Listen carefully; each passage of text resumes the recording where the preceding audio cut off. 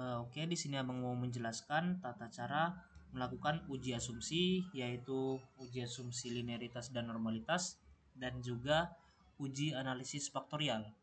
Untuk uji asumsi sendiri itu caranya memakai total dari X dan Y. Jadi kita hanya memakai total X dan Y. Nah, untuk uji asumsi normalitas itu ada dua cara. Cara yang pertama dari non-parametric test, legacy dialogues, one sample QS, masukkan total dari kedua variabel, terus oke. Nah, di sini cara bacanya di bagian asumsi signifikan, kalau nilainya lebih daripada 0,05 atau 0,050, maka datanya berdistribusi normal. Kalau yang di sini kan 0,200 dengan 0,062 lebih besar dibandingkan 0,50. Berarti mau keputusan pembelian ataupun kepercayaan konsumen, datanya berdistribusi normal. Nah, ini cara pertama ini digunakan yang kolmograf kalau misalnya N-nya ataupun jumlah sampelnya di atas dari 50. Kalau di bawah dari 50, kita akan memakai cara yang berbeda. Caranya ke bagian analyze, descriptive statistik, terus explore. Nah, di sini kita masukkan yang total X dan Y itu ke bagian dependen. Lalu ke statistik, ini nggak usah di apa-apain, continue, terus plots. Di sini kita centang di bagian normality plots. Lalu continue. Oke. Nah, di sini kita hanya melihat di bagian test of normality. Kalau misalnya di atas dari 0,05, maka datanya berdistribusi normal. Kalau di bawah berarti tidak normal. Mau di bagian Kolmogorov ataupun Shapiro itu sama.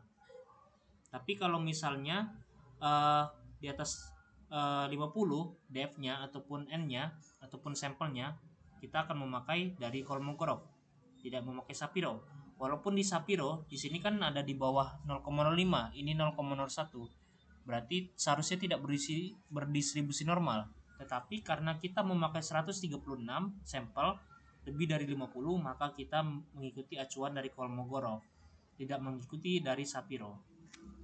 Nah, selain itu di bagian uji normalitas sendiri kita akan memakai hal-hal yang penting seperti mean atau rata-rata, standar deviasi, terus nilai dari Kolmogorov-Smirnov. Nah, itu aja tentang uji normalitas yang harus diingat. Lalu uji linearitas, caranya juga sama, memakai X dan Y saja, total X, Y, ke bagian analyze, lalu ke bagian compare means, Y itu di bagian dependen, variabel Y di dependen, variabel X di independen. Option, centang di bagian test for linearity, continue, oke. Nah, di sini kita hanya melihat di bagian deviation from linearity-nya. Kalau misalnya signifikansi itu di atas dari 0,05, maka datanya itu memiliki hubungan yang linear. Nah, di sini kan 0,112 atau perbedaannya itu udah 50 lebih. Karena udah lebih banyak, maka data ini dapat dikatakan memiliki hubungan yang linear. Nah, gitu aja tentang uji asumsi. Lalu kita lanjut ke uji analisis faktorial. Nah, caranya itu kita harus membagi-bagi terlebih dahulu. Seperti ini. Ini aspek yang pertama. Ini aja. Ini aspek yang pertama, ability, lalu ada benevolence, integrity. Jadi ada 3 aspek.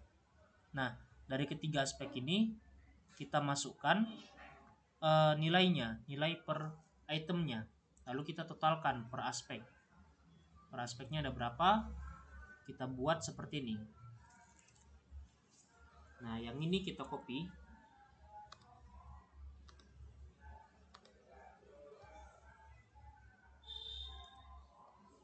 Nah, ini kita buat jadi A1, A2 dan A3. Di sini ability, benevolence, dan integrity. Benevolence. Lalu measure-nya kita buat scale aja. Nah, analyze, cara uji analisis faktorial, ke analyze, lalu ke bagian dimension reduction faktor, kita masukkan ketiganya tadi di bagian variable. Kita ke description, pilih anti image dan KMO, lalu continue, lalu OK. Nah, di sini bisa kita lihat untuk bagian KMO and Berthollet ini uji bagian signifikansinya itu memiliki nilai kriteria. Nah, nilai kriterianya sendiri itu minimalnya adalah di bawah bukan, harus lebih besar daripada 0, maaf. Di sini nilai signifikansinya harus di bawah dari 0,05. Karena ini kan masih 0,000. Berarti dia ini signifikan.